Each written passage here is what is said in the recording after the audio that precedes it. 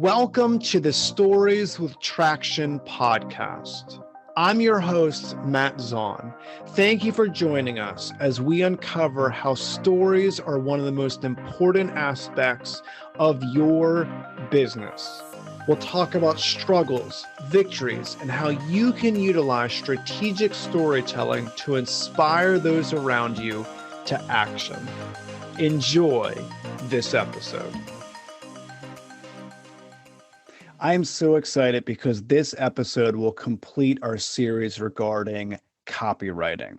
So I highly recommend that everyone go check out the first two episodes to really understand what copywriting is and why it is so important to your organization. This episode is the how. We're going to dive more into the nitty-gritty and more practicality. So we're going to take it from theory and how do you actually apply this in your day-to-day life. So I'm joined again by ERIN Geiger, who is the founder of Muscle Creative, where she teaches people how great copywriting will lead to more business. Welcome back, ERIN.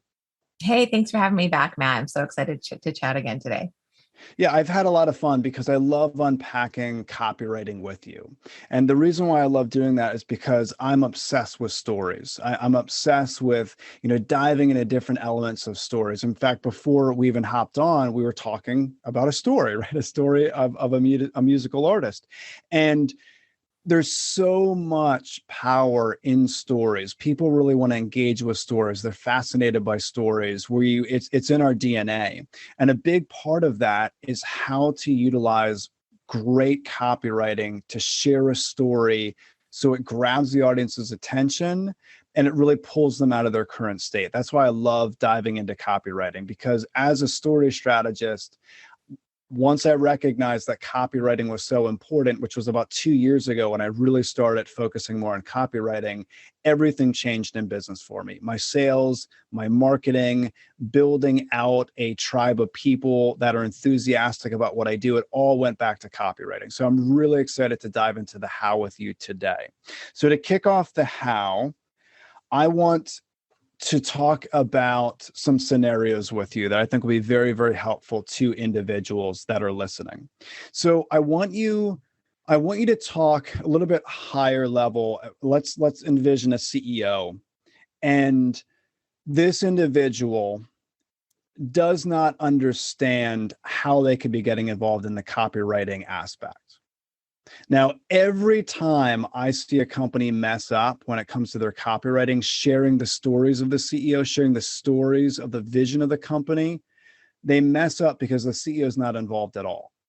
So I always recommend that CEOs, what they do is if they have different personal stories that they're trying to brand themselves, they should bring their copywriters, they should bring their marketing team into the fold, because if not, that story or those stories are going to fall flat. So can you talk to us a little bit about, obviously not deep involvement, but how could a leader of an organization be a little bit more involved when it comes to copywriting? Yeah, so there's a few things that they could do. One is, you're right, they should collaborate with their marketing team. And maybe you pick one point of contact on the marketing team to do so. And I think there's a couple of ways to do it. Some CEOs are comfortable in writing, and that's great. And so if they are comfortable with, depending upon how comfortable they are with writing, some of them might just be comfortable enough to maybe form an outline.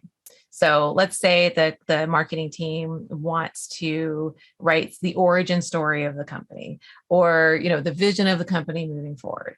You're right. The CEO, co-founders, whoever you're dealing with, should be involved in that process. So perhaps that leader, that co-founder, then kind of like writes an outline and hands it over to that person that they trust on the marketing team, and then they run with it. I say run with it, but they have checks and balances along the way. Another option would be the CEO or co-founder or founder is comfortable with writing, right? So maybe they go even further and they kind of do more of a deep dive of the story, how they came up with the idea for the company, or how the company is going to move forward. And then the marketing team just polishes it up. If the CEO or founder is not really comfortable with writing, there's always audio, right? So get that voice notes app on the phone or wherever, whatever device of choice, and they can record it, all of their thoughts on the subject. And the third one is video. It usually comes down to the three, right? It's like the written word, the spoken word, video. They could hop on Zoom with their person in marketing, record the conversation, and give their thoughts that way. But you're right. If the CEO or the founder is not involved, then the content could really fall flat. A lot of assumptions could be made. And then once it's published, it's like, wait a minute, that's nothing like what I would have said. That doesn't sound like us at all. The voice and tone just isn't there, and the messaging that we really want to get across is missing. And that's a critical hole in the whole process. I very much appreciate you saying all that. And I want to unpack different elements of what you said. And here's why it's so important for CEOs to be involved. So I want everyone listening to imagine a CEO of a medium or large size company. So let's talk generationally speaking. This individual more than likely is either a Gen Xer or a baby boomer, and they've been taught through business books over the last couple of decades, delegate, delegate, delegate. That is in so many business books from that era about delegation. You brought up a word that I think a lot more business leaders need to take a hold of, which is collaboration, which if you look at millennials and you look at Gen Z, they're all about collaboration. Why this is so important for CEOs to be involved in this process is because if you look at stories through copywriting that are going viral on all these social media platforms, it's when the CEO has been involved in the story strategy process of the copywriting itself.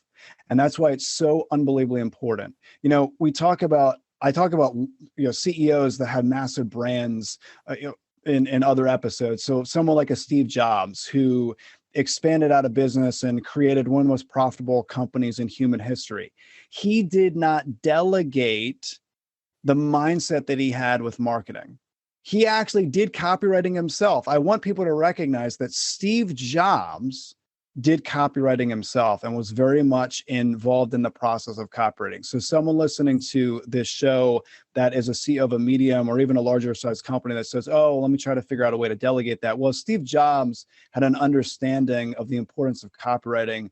You probably should too, right? So that's different. That's why, but also how you could be involved. Just collaborate with your teams to start building out stories. You don't necessarily need to write it all yourself, but it is really good to have that collaboration. So I very much appreciate you mentioning that, Erin. So let's shift gears a little bit and talk about sales, because often when people think copywriting, they think marketing.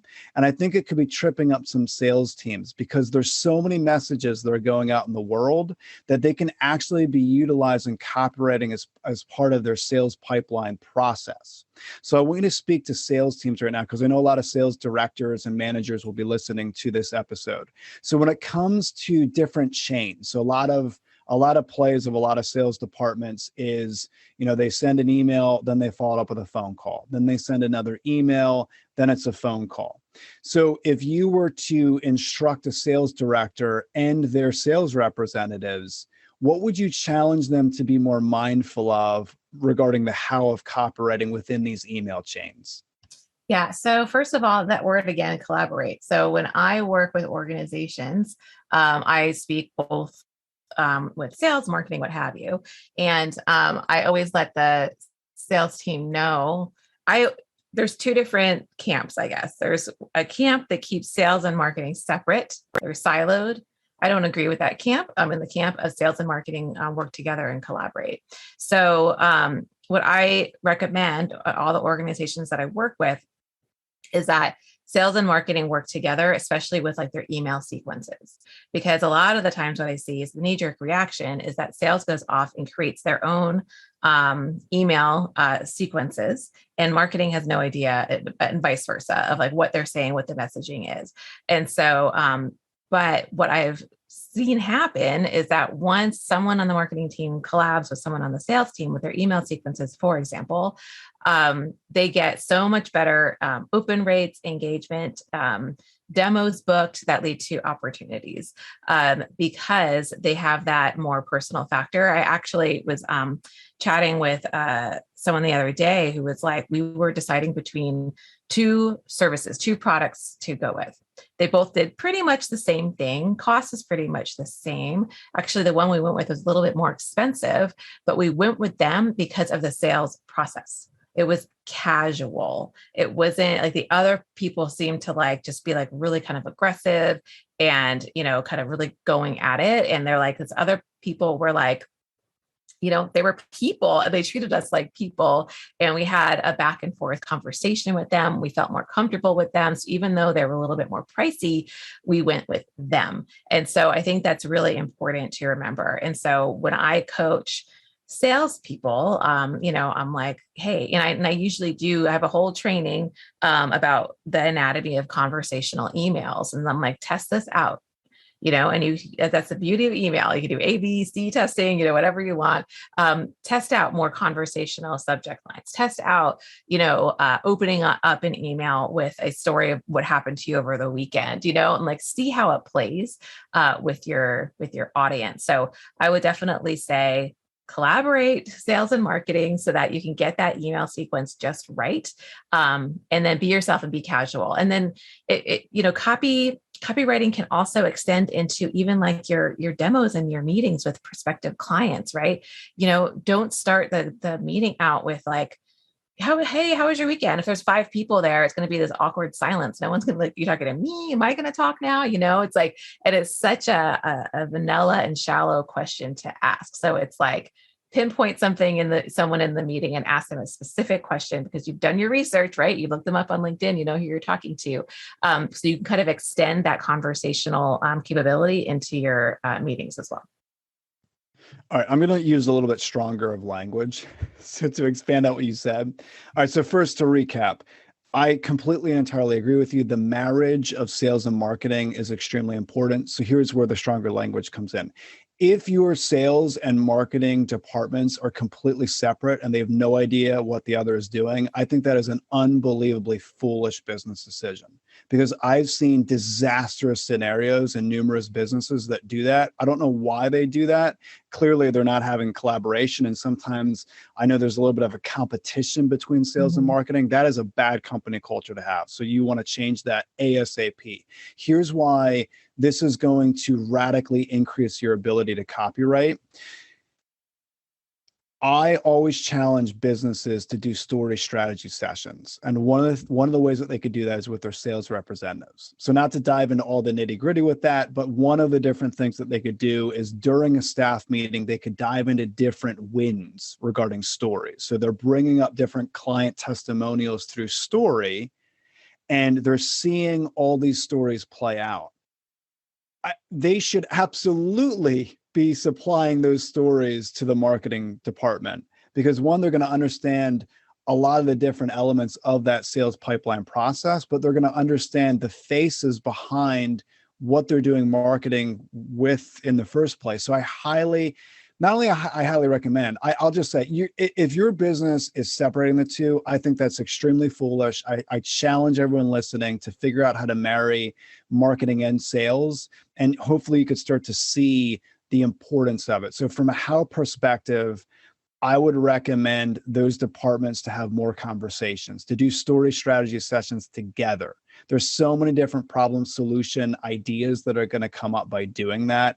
That is very much well worth your time and resources to do that from a company perspective. Yeah. And there's a lot of things you could do async too, because everyone's busy. And I know that people don't want to add a ton more meetings to their calendar. So it's like, record your sales calls, give marketing the recordings, you can bring marketing into the fold in so many different ways. It doesn't necessarily mean additional meetings on your calendar. However, there should be at least biweekly meetings between sales and marketing to share the wins, the losses, feedback that they're getting, because then, marketing, big part of marketing's job is to support sales.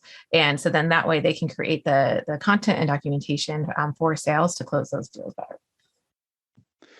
That's a really good point. I appreciate you mentioning that. And also, if if you're having fun with it, I think more people are going to be inclined to be a part of it. So the last episode, Erin, we talked about gamification, right? Like how to gamify different processes.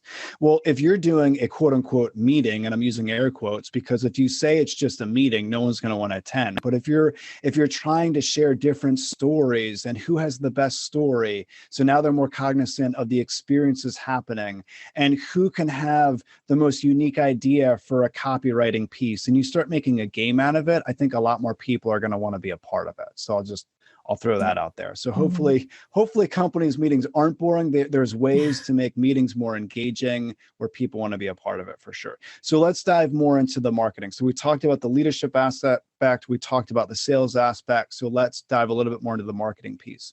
So if you were to talk to a marketing manager, someone managing different aspects of marketing, obviously they know a little bit about copywriting, or at least hopefully they do. And let's say they're doing what they've been taught time and time again to do. And I see this all the time. I see companies and they're utilizing copywriting, but it's still stale because they're doing the textbook definition of what copywriting is, but they're not adding that play. They're not adding that engagement. So what would you say to that manager to try to spur on more creativity, and how could they start implementing that in their day-to-day?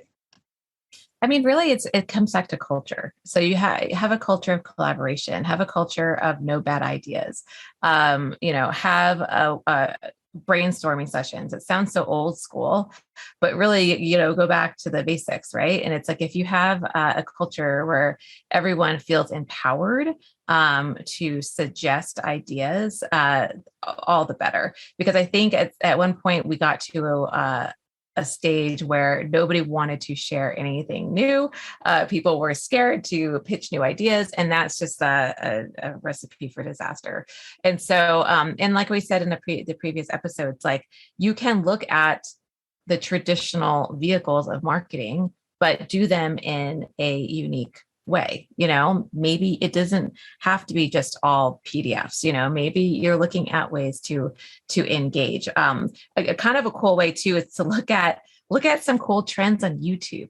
Okay, I'm not saying you have to go out and create a whole video series, although I do recommend you do video because it does perform quite well. But you can look at trends, let's say on a different medium like video. So you go to YouTube and you're like, okay, what videos are trending right now? Okay, remember like when unboxing, my kids watch these like unboxing videos, and I'm like, are you kidding me? This kid is breaking in millions a year because we're watching him open his latest Lego set. Okay, and so, but it's like, okay, well, if that, let's say that's still a popular trend, right? And you're like, can that correlate to my industry? Like is there an unboxing that we can do? Is there something where, they open up their, they show you their work desk, their technology, their gadgets, it's kind of like, they're unboxing the latest gadget that they just got. Maybe they participate in Prime Day, and it's like, what did they get? So it's kind of like looking at trends that are doing really well in other industries and see how they might play into yours, right? And so you look at other mediums and see like, okay, cool. Does that make sense for our audience, right? So kind of looking at these mediums, but in a different way to see if they would engage, because that comes back to that again, that engagement factor of your audience, but then combining that with a culture of collaboration and creativity. Also, not just within your team, open it up company wide, right? Because there could be people on the engineering team that have great ideas, for marketing to look at, especially maybe your target audience are engineers, and so it's like they are your people. And so look within your organization as well, outside of your marketing team, and look outside of your industry to see if there are ideas that you can leverage. All right. So now I'm getting fired up because you just took us full circle with everything that we're talking about. So let's connect the dots. And I want people to recognize the importance of this. So you had mentioned culture of collaboration that leads to creativity. So if someone listening thought to themselves, how can unboxing Lego sets on YouTube, what does that have anything to do with my business? That sounds silly. That sounds juvenile. If you thought that, you're not in a creative mindset and you don't have, like, your culture is off from a creative mindset. Here's why that's so powerful. So as I'm hearing you talk, I'm thinking, okay, the unboxing on YouTube doing well, what is it? It's behind the scenes. Just like you said, people like seeing behind the scenes. So if you're an executive of a company and there's different things that you're learning behind the scenes that you think other people would find interesting, that takes us back to point one, which the leaders should be collaborating with their team and then ultimately spurring on this company culture of storytelling that marries the sales and the marketing. And that's going to all lead to the different, it's showing the community the culture, it's showing the community what the leaders believe in, why they believe in it, and what they're doing. That's the power of that. So I'm thinking of like different things of me personally, the quote unquote unboxing. So I do a lot of travel, a ton of travel. And I've learned so many different things from a strategical perspective regarding travel. Regarding airlines, regarding rental car booking. Most people book their rental cars completely wrong and they lose so much time and money, it's not even funny.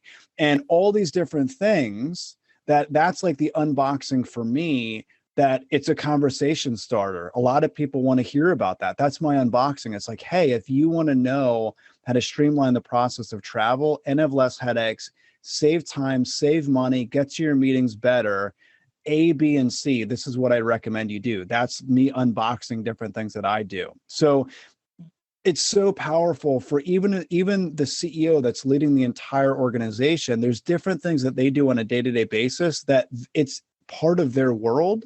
So they may not think that it's that interesting or cool, but to other people, it's wildly interesting. And they need to be sharing these stories and collaborating with their team so that they can come up with really good copywriting for it. So I really appreciate you mentioning that. So let's dive a little bit deeper as far as from a culture perspective. So we talked about top down, so to speak. We talked about all these different aspects of business. What could individuals personally be doing day to day? So from a personal perspective, so maybe they want to share their own stories personally to start building a brand around themselves. What can they be doing on a day-to-day basis to be cognizant of copywriting? Yeah, and that's another thing I wanted to mention because, we were talking about like, okay, how can CEOs get involved? And this question, pertains to that as well, because if you look at social media, for instance, there are CEOs who are like, who shy away. They're like, that is not my jam. That's cool. Like I have a social media person, they take care of it. But if you look at the algorithm, a lot of people will tell you, people listen to people. And so if you're hiding behind your company page, that's fine. But you also want to get your founder, your CEO out there. And so, and again, I understand not everybody's comfortable with social and coming up with these posts. So work with someone on your marketing team to brand the CEO or your founder for sure, because people are going to pay more attention to content that is shared via that avenue than the business page. Same goes for the employees on the team. Encourage your staff to post on their, whatever platform your audience is, LinkedIn, Twitter, what have you. Share your company updates, but also share what they're working on, share if they're a new hire. We talked about that in the previous episode, but you can leverage that too. And I think that, there's three things that people can do in their day to day. And these things can be for people in marketing. These are great from CEO on down across the company to kind of get everybody into this mindset of content creation and what content will help propel the business forward. The first thing is to write every day.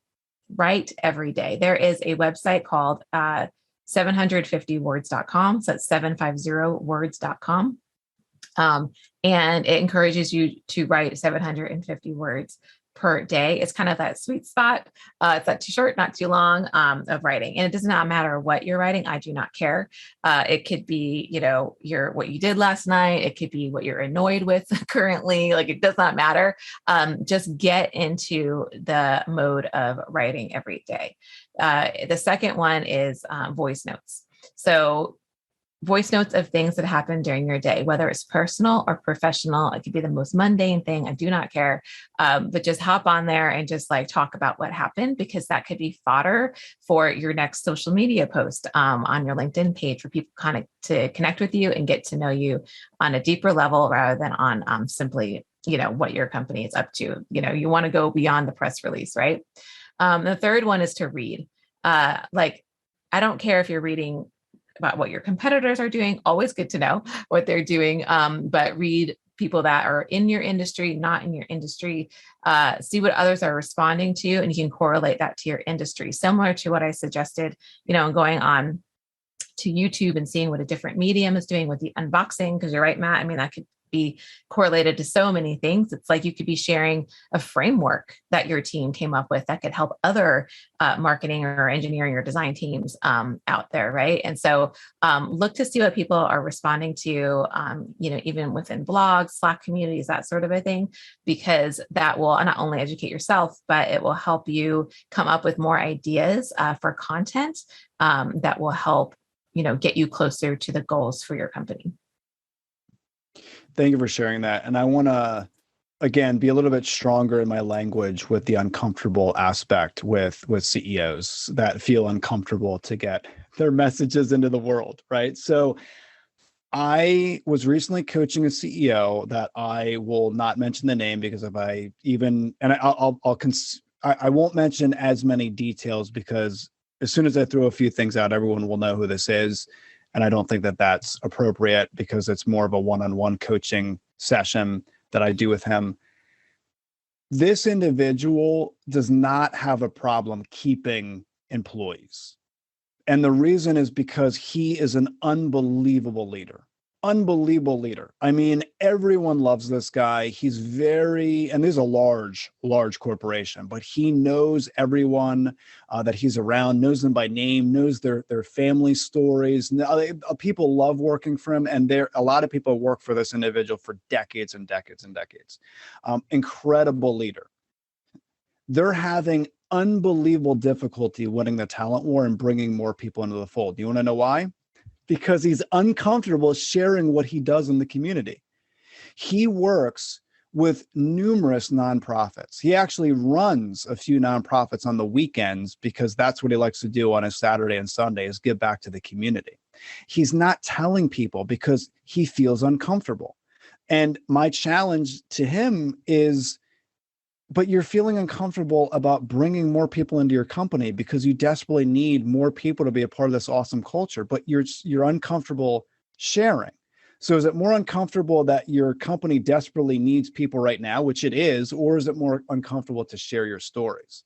So I would challenge everyone listening to this. Yes, you might be a little bit uncomfortable sharing more of your stories and the values that you hold true, but you're going to be even more uncomfortable trying to build out that company culture and get more people into the fold. So I would challenge people with that for sure.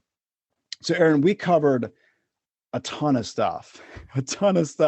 So before we do a recap, is there anything else that you would challenge people to do when it comes to copywriting?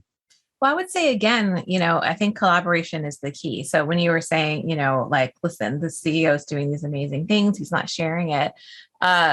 If you're not sure how to share it, reach out to that person on your marketing team, right? Be like, hey, I want to talk about X, Y, and Z. I did this. How can I don't know how to talk about it. Like, how do I frame it? What do I say? That's why you have these people on your team who are well-versed in sharing messaging in the right way. That's going to show you in the right light. That's going to be like, make you proud to share this information. So I just think that's the key word, because I think it's collaboration, because so many of us get into our own like silos here of like, well, this is what I do. This is my expertise, and this person over there, and it's like, they never come together, and people can be so much more productive if they do. And so I would say, the three things that I recommended, and I purposely recommended very simple things, because I realized everybody's super busy. Everybody in your audience is senior level, very seasoned. They're like, I am not about to write an ebook every day, so that's why I was like, this is very high level. But not only would it help you in your professional life and in your personal life, and those three things are very strategic that I mentioned, because they have tentacles that can impact the way that you even grow your company, bring on more talent, retain your current talent, and improve your company culture. So the CEO that I mentioned, this is a massive company. Yeah. This individual has hundreds and hundreds and hundreds of people on staff just in the marketing department alone. So it ties back to what you said about collaboration. He's not sharing the stories that he needs to with those individuals. Now, he knows how to share stories now. I've worked with him extensively on how to share different stories, to someone one-on-one and to maybe teams of people. He needs to work with his copywriters, right, at least have meetings with them and do that collaboration and start getting those messages into the world, because people want to know who they're working for. They want to know the values. They want to be a part of something bigger than themselves. They want fulfillment. They want to feel like they're having an impact. What better way to do that, to learn all these different things through stories and through the copywriting? So anyway, I love everything that you shared, Erin. So just to recap, because we did dive into a lot. So you mentioned three things that I challenge everyone listening to this to immediately implement. The first is, if you're a leader, so if you're a CEO or if you run a department of an organization, you need to collaborate with people that can help you write, to craft these copywriting pieces that we're talking about. So you have to adopt more collaboration. The second thing that you talked about is the marriage of sales and marketing. If these are two separate departments and they're not talking to each other, that could be absolutely devastating to your business. And I'm not over exaggerating that word. You're losing money. You're losing out on resources. You're not building that collaboration. You're not creating an awesome culture. So I challenge everyone to start having meetings, quote unquote. These could be fun meetings. Have different times set aside where they're talking to one another. And then the third piece is that culture of collaboration that leads to creativity. I really appreciate you mentioned that, is see different trends that are happening right now in the world and utilizing creativity. Okay, how could we be a part of this? Why is X, Y, and Z going viral right now? What could we do as an organization to tweak it to fit more of our voice? So I appreciate those three things. Then you gave us three practical things that we can immediately do from a personal perspective. You talked about writing every day. Writers write, right? Writers write. So you have to continue to write in order to get good at writing. You talked about voice notes that you could be doing every day. So for CEOs or leaders that are on the run, you could whip out your phone and be utilizing voice notes. I do this all the time when I'm on my way to the airport or when I'm in my car and I'm building out different copy that I can use for later. And then also read. And it's maybe not just sitting down and reading a book. It's constantly taking in information, whether it's reading or listening to an audiobook or listening to a podcast. Even Erin's podcast. Erin has an amazing podcast. So actually, I'll give you a second to mention your podcast and I'll put that in the show notes. But constantly be absorbing different information so that you can be a master copywriter. So Erin, thank you so much for your time. We covered a lot. We talked about the what, we talked about the why, and now we talked about the how. So I very much appreciate you doing this series with me. If people want to hear more about what you do, or if they have questions, or maybe they want to work with you one-on-one, where can they go to get that information? Sure. So you can go to musclecreative.com and there's a section on how you can work with me. You can email me at Erin, ERIN, at musclecreative.com. And yes, you're very kind in mentioning my podcast called Small Business, Big Mindset. So I have spoken with entrepreneurs, co-founders, founders across the globe about their journey with their entrepreneurial desires, the good, bad, and the ugly. And the whole goal is for people to walk away with something tangible that they can then apply into their businesses. And the others are trainings that I give all about content marketing and honing your content marketing skills. And you can also find me on LinkedIn at ERIN GEIGER and at Muscle Creative Co. on Instagram. Awesome. So I will say, because this is very exciting to me personally, if it wasn't for you, Erin, this podcast would not exist. That's easy for you literally, to say. I was listening to a podcast episode that you did with Crystal Profit, and it was within that conversation, you were processing with her different elements of content. And it was at that moment where I was like, I have to do this. I have to start a podcast. So if it wasn't for you, this podcast wouldn't exist. So not only thank you for your time today, but thank you so much for everything that you do. That's incredible of you to say. Thanks, Matt. That means a lot. And you're doing amazing. I love your podcast. So it's just like, yeah, it's incredible. Thank you. Thank you for listening to the Stories with Traction podcast. If you have a story that you would like to share, feel free to drop an email to matt@mattzaun.com with the subject line Stories with Traction. Also, feel free to connect with me on LinkedIn, where I share tons of resources on how you can be a better storyteller. Remember, if you want to persuade with power and inspire those around you to action, you must share more stories.